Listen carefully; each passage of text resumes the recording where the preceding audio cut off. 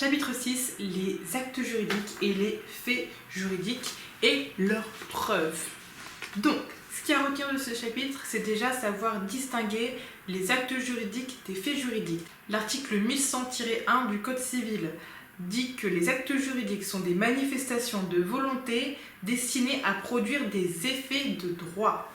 Donc, un acte juridique, c'est une situation dans laquelle des personnes se sont mis d'accord sur les effets d'un acte. On peut le rapprocher à un contrat, c'est-à-dire qu'on va se mettre d'accord sur le fait que telle action permettra de créer des droits, de transmettre des droits, de modifier des droits ou encore d'éteindre des droits. D'accord ? Donc, acte juridique, action égale effet défini. En revanche, le fait juridique est égal à action, est égal à effet défini par la loi. C'est-à-dire que ce ne sont pas des personnes qui vont se mettre d'accord sur les effets des faits juridiques.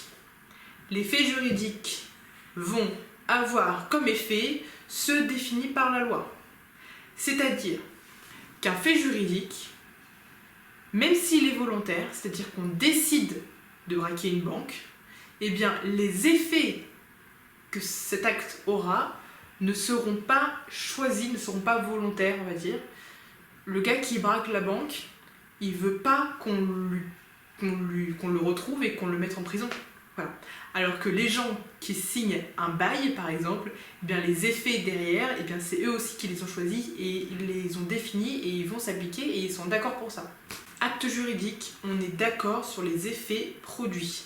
Fait juridique, on fait quelque chose et les effets, on ne s'y intéresse pas, c'est la loi qui y attache des répercussions.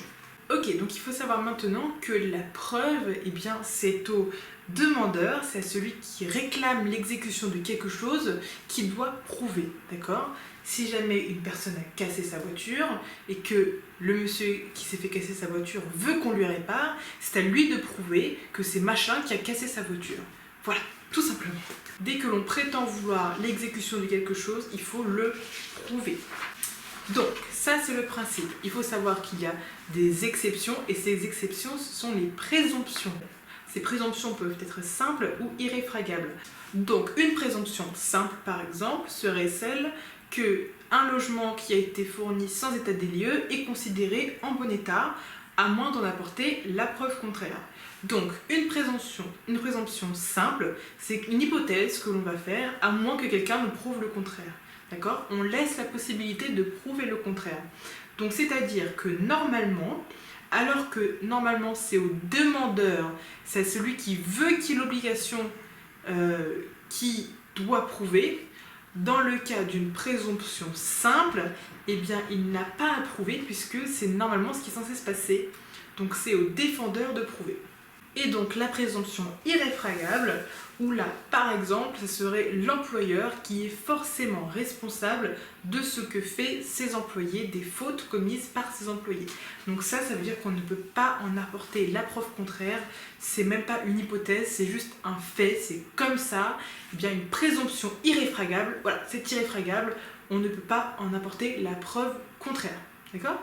Donc ça, ce sont deux exceptions au fait que normalement, le principe, c'est que c'est au demandeur de prouver. Pour prouver, on peut le faire de deux manières, avec une preuve parfaite ou avec une preuve imparfaite. Le principe, c'est que l'on peut prouver par tout moyen de preuve, que ce soit parfait ou imparfait. D'accord ? Ça, c'est le principe. On peut prouver par tout moyen de preuve, du parfait ou de l'imparfait. Exemple de preuve parfaite, un acte authentique, un acte sous seing privé. D'accord ? Donc, des documents, on va dire, des actes qui sont vraiment, qu'on ne peut pas remettre en doute, qui s'imposent au juge lors d'un jugement devant un tribunal, d'accord ? C'est-à-dire que quand il va y avoir des conflits, que quelqu'un va apporter un acte authentique, le juge ne pourra pas dire « je suis pas sûr ». On parle de force probante, c'est-à-dire que ça s'impose au juge, le fait que ce soit un acte authentique fait que c'est une preuve irréfutable. Voilà, c'est une preuve parfaite.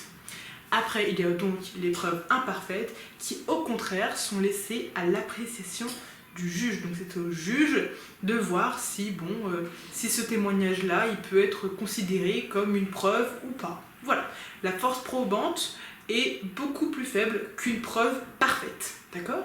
Donc, on peut prouver par tout moyen, que ce soit par un témoignage ou par un acte authentique, d'accord? Sauf dans certains cas. Et c'est pour ça qu'il est important de distinguer fait juridique d'acte juridique.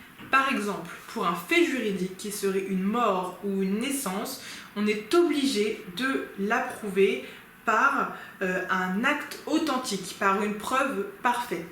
Deuxième exemple d'exception, pour les actes juridiques supérieurs à 1 500 €, là il faut forcément une preuve parfaite, d'accord? Si on est du coup dans le cas d'un contrat où on a quelque chose qui est remis en cause, qui a une valeur de plus de 1 500 €, eh bien il faudra forcément une preuve parfaite pour venir appuyer ce que l'on veut défendre.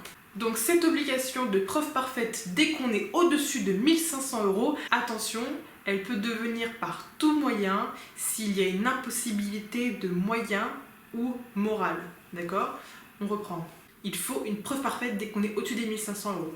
Sauf s'il y a une impossibilité morale ou matérielle, c'est-à-dire que physiquement c'était pas possible, ou moralement c'était ma sœur, j'allais pas lui demander une preuve, vous voyez, sauf si moralement ou matériellement ce n'est pas possible d'avoir une preuve parfaite, la preuve parfaite est obligatoire. Si au-dessus des 1 500 € on ne peut pas avoir de preuve parfaite, une preuve par tout moyen est possible. Ensuite, même chose que pour les 1 500 €, s'il s'agit d'un acte de commerce avec quelqu'un qui est non commerçant, eh bien, il faudra de la même manière une preuve parfaite. D'accord? C'est-à-dire que si c'est un commerçant contre Madame Dupont, eh bien, il faudra une preuve parfaite si jamais il y a un litige entre les deux. À savoir aussi, c'est que les preuves, dans tous les cas, doivent être obtenues de manière loyale. La fin ne justifie pas les moyens pour ce qui concerne les preuves. C'est ce qui est écrit sur la dernière page du cours, donc retenez. Acte juridique différent des faits juridiques parce que les effets sont voulus dans le cas des actes juridiques. D'accord? Ensuite, retenez que le principe, c'est celui qui souhaite l'exécution d'une obligation qui doit le prouver.